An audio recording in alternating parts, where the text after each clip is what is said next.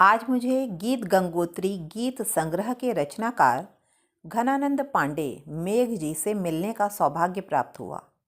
माँ सरस्वती की असीम कृपा प्राप्त मेघ जी की 11वीं कृति गीत गंगोत्री में 113 गीत संग्रहित हैं।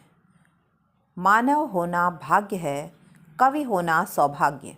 ऐसे ही सौभाग्य के धनी हैं घनानंद पांडे मेघ जी, जो उत्तर प्रदेश सचिवालय लखनऊ के निजी सचिव के पद से सेवानिवृत्त हैं। यदि मैं मेघ जी की उपलब्धियों तथा पुरस्कारों और सम्मान की बात करूं, तो शायद आप लोग सुनते सुनते थक जाएंगे और मैं वह सब कह भी नहीं पाऊंगी। 1989 से 2017 तक आकाशवाणी में कुमाऊनी गीतों का प्रसारण तथा आकाशवाणी लखनऊ में हिंदी गीतों के प्रसारण के साथ साथ अखिल भारतीय रंगमंच में अभिनय द्वारा अपनी छाप छोड़ने वाले मेघ जी के व्यक्तित्व और कृतित्व पर कुमाऊं विश्वविद्यालय में लघु शोध भी हुआ है। प्रकाशित कृतियों की संख्या की बात करूं तो 12 प्रकाशित कृतियां हैं।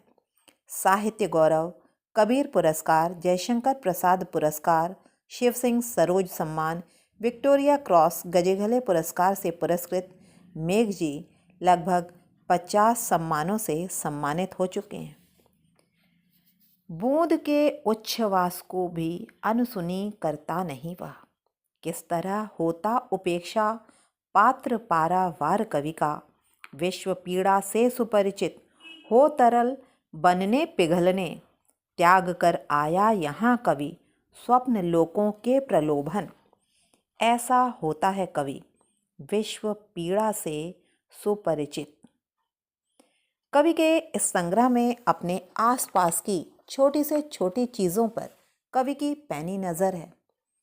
एक और कवि हम अकिंचन सभी द्वार तेरे खड़े, ढेर आशीष दे माँ तुम्ही तारती, तुम महाशक्ति हो माँ तुम ही भारती, कहता है। वहीं वर्तमान के अपनेपन की कमी को इस प्रकार व्यक्त करता है। पूर्ण अभावों में है बचपन, पूर्ण अभावों में है बचपन, आज नहीं मिलता अपनापन। इस प्रकार कवि जीवन की वर्तमान त्रासदी को अपनी रचना में वाणी देता है। कवि का कहना है, राष्ट्र हमारा सर्वोत्तम है, इसकी गरिमा हम पहचाने। वहीं यह सत्य भी उद्घाटित करता है, इस कदर आज हम सिरफिरे हो गए, आत्मा से सभी अधमरे हो गए। दूर सी हो गई आज परछाइयाँ, खो गई हैं कहीं आज अच्छाइयाँ। बेटी पुरुषार्थ बिन गौरैया सूने घर। जिंदगानी जैसे सरल सहज विषयों को अपनी लेखनी से छुआ है। वहीं कवि ने तुम नूतन आस जगाना इसके माध्यम से रचनाकारों को कर्तव्य का बोध भी कराया है। ऐसे बहुत से विषय और अंतर्मन को छूती भावनाओं की अभिव्यक्ति कवि द्वारा की गई है। मेघ जी की कविताओं में सामाजिक अन्याय, शोषण, अभाव और जनजीवन के संघर्ष, समाज में बदलाव लाने और नए आदर्शों को स्थापित करने की बात के साथ साथ मानव मूल्यों के प्रति आस्था, परिवर्तन और सुधार की अभिव्यक्ति हुई है। इनकी कविताओं में अनुभूतियों की सरल सहज अभिव्यक्ति है, संवेदनशीलता है, आत्मीयता और सहजता है। वर्ण विषय जीवन और समाज से उठाए गए हैं, परंतु कविताओं को जीवन से जोड़कर भी सरस और सुंदर बनाए रखा है। जैसा सरल सहज व्यक्तित्व कवि का है, वह उनकी काव्यात्मक अभिव्यक्ति में भी व्यक्त हुआ है।